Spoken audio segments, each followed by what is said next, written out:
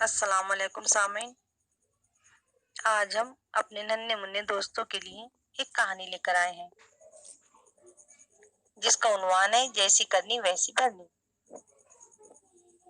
عزیز دوستو، کسی شہر میں ایک بہت مالدار اور نیک دل شخص رہتا تھا۔ اس کے 2 بیٹے تھے۔ وہ انہیں محنت کر کے حلال مال کمانے اور غریبوں کا خیال رکھنے کی خوب نصیحت کرتا تھا اور خود بھی بڑھ چڑھ کر صدقہ خیرات کرتا تھا۔ جب اس کے انتقال کا وقت قریب آیا تو اس نے بیٹوں کو نصیحت کی کہ مل جل کر رہنا، ایک دوسرے کا بھی خیال رکھنا اور دوسرے مسکین غریب لوگوں کا بھی دکھ درد بانٹنا۔ اس کی آنکھ بند ہوتے ہی یعنی انتقال کے بعد اس کے بڑے لڑکے نے چھوٹے بھائی سے اپنا رویہ بدل لیا اور دوسرے غریبوں کے ساتھ تو کیا حسن سلوک کرتا، اپنے ہی سگے بھائی کو ظلم و ستم کا نشانہ بنانے لگا۔ نقد روپے بھی سنبھال کر رکھ لیے، اس میں اللہ تعالیٰ کا حکم پورا نہ کیا۔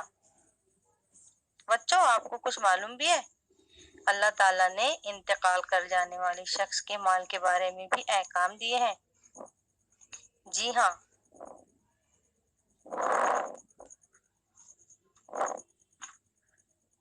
یہ بتا دیا گیا ہے کہ میت کے مال میں سے دینی شرائط کے ساتھ کس کس کو کتنا حصہ مال اور جائیداد وغیرہ میں سے ملتا ہے، جس کو علم میراث کہتے ہیں۔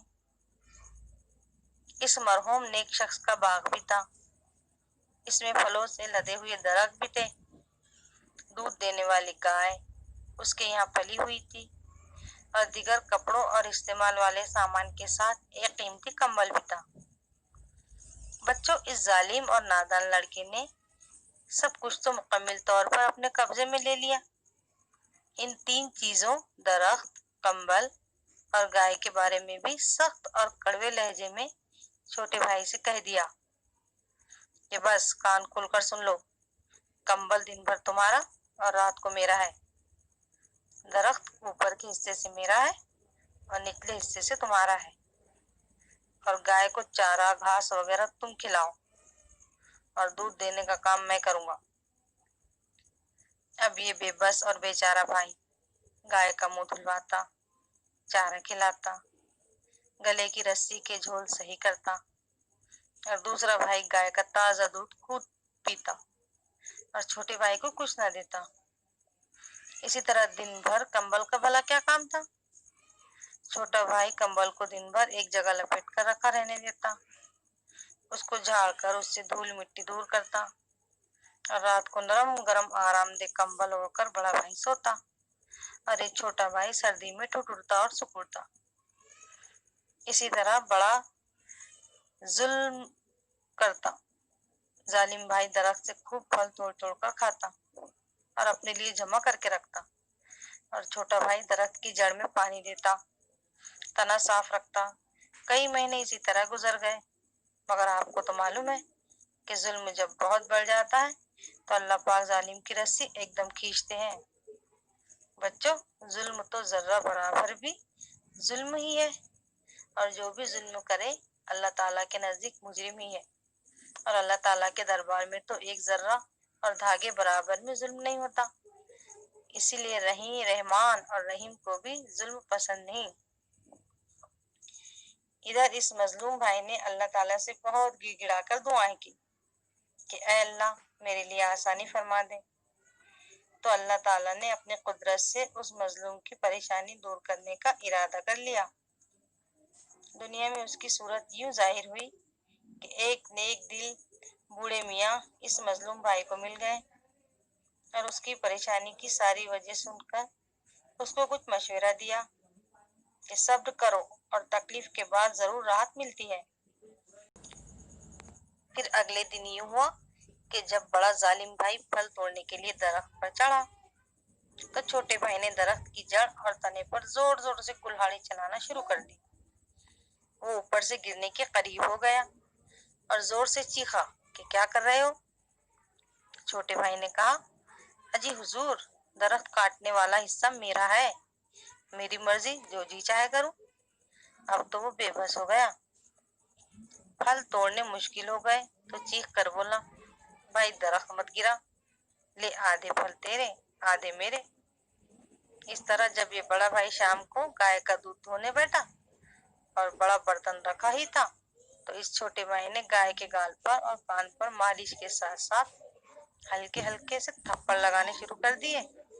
अब गाय पूरी बेबसी से जोर जोर से हिलने लगी और उस बड़े भाई को दूध निकालना दोबार हो गया। वो फिर चीख उठा, अरे अहमक, क्या कर रहे हो?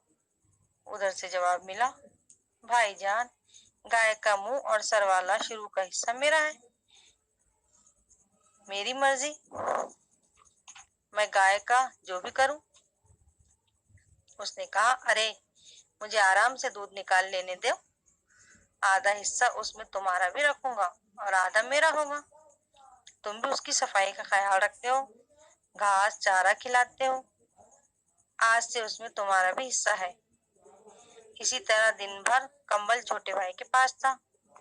जब मगरिब का वक्त करीब हुआ और अंदाजा हो गया कि अब बड़ा भाई कंबल मांगने आएगा, तो उस छोटे मियाँ ने ठंडे यख पानी से भरे टब में पूरा कंबल अच्छी तरह डुबो दिया और खूब भिगो दिया। बड़ा भाईजान ने जो ठंडा यख गीला और टप टप कतरे गिरता और पानी से भरा कंबल देखा, तो ये साहब बहादुर बहुत सटपटाए कि ये क्या माजरा है। फौरन डांट कर छोटे भाई से कहा, कंबल का ये क्या हशर किया हुआ है? छोटे भाई ने कहा, भाईजान, कंबल दिन भर मेरा है, मैं जो जी चाहे करूं, रात को आपका है, आपके हवाले कर दिया। अब तो भाईजान बहुत सटपटाए, झल्ला कर बोले, कल सुबह इस बड़े कंबल को धूप में डालकर फौरन सुखाओ और किसी दर्जी से इसको 2 टुकड़ों में कटवाओ, फिर आधा मेरा और आधा तुम्हारा होगा। इस तरह दिन और रात का झगड़ा भी खत्म। बच्चों, कुछ समझे आप? जब अल्लाह ताला ने इस मजलूम शख्स की मदद का फैसला कर लिया, तो बड़े भाई ने खुद ही फलों का हिस्सा, गाय का ताजा दूध और आधा कंबल छोटे भाई को दे दिया, क्योंकि वाकई सब चीजों में उस छोटे भाई का भी हिस्सा था। फायदा। प्यारे बच्चों, हमें 3 बहुत अहम बातें इस वाकये से मालूम हुई। किसी पर जुल्म बिल्कुल नहीं करना चाहिए। हम पर या किसी पर भी कोई परेशानी हो तो अल्लाह ताला से हर हाल में जरूर दुआएं मांगनी चाहिए और फिर अपनी कोशिश सही तौर पर करनी चाहिए। नंबर 3, दुनिया की नेमतों, माल व दौलत, ऐशो आराम के सामान अल्लाह ताला ही क्या अता करता है और वो हमारे इम्तिहान के लिए है कि अल्लाह ताला जाहिरी तौर भी देख ले कि कौन इनमें से लग कर मुझे याद रखता है और उनको मेरी मर्जी के मुताबिक इस्तेमाल करता है, और कौन उनमें फंस कर कहीं मेरी ही मखलूक की अख्तल्फी या किसी पर ज्यादती तो नहीं करता। हम भी घर में आई हुई मिठाई, फल या सबके आम इस्तेमाल की चीजों में जोर जबरदस्ती न दिखाएं, बल्कि सब मिलजुल कर इस्तेमाल करें और हमेशा अपने छोटे भाई बहनों को ज्यादा देने की आदत बनाएं। आप उनको उनके हिस्से से ज्यादा देंगे तो अल्लाह ताला भी आपको ज्यादा देंगे।